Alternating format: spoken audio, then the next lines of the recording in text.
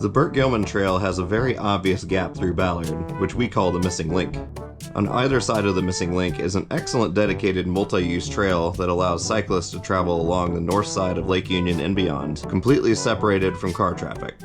But as soon as you enter the Ballard neighborhood, you are thrown into a busy industrial and business district and told to kick it with 3, 4, and sometimes even 5 lanes of car traffic for 1.4 miles.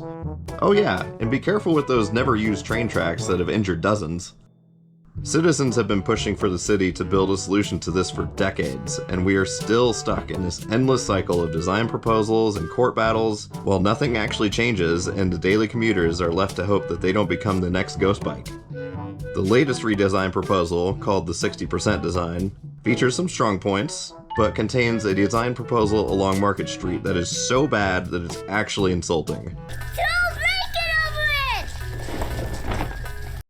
Rather than do what we know works, separating walking and biking spaces, this redesign goes out of its way to ignore very clear public feedback that we've given, completely preserving the 4 and 5 lane highway on Market Street, and slapping a painted shared path on an already narrow and very busy sidewalk next to cafes, restaurants, bars, shops, and museums.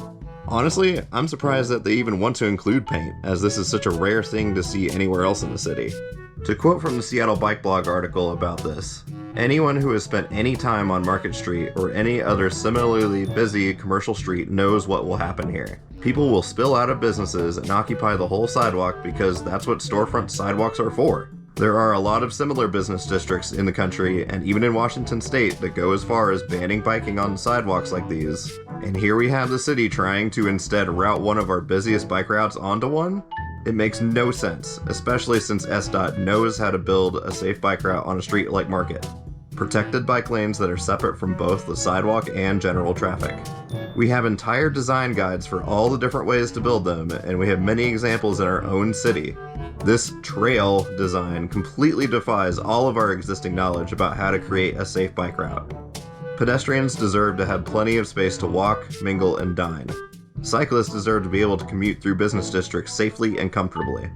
Unnecessarily combining these spaces with absolutely no separation in a busy business district is, in my opinion, an attempt to create more conflict and animosity towards cyclists.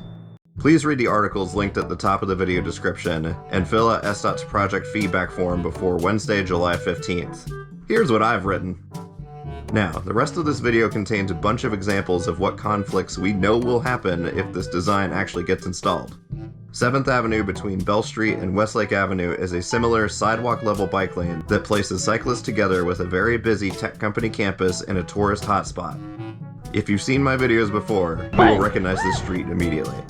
And as always, there's loads of stupid drivers who can't put their phone down and don't bother to look around before turning. Oh, look at that! Lindsey Graham is dead.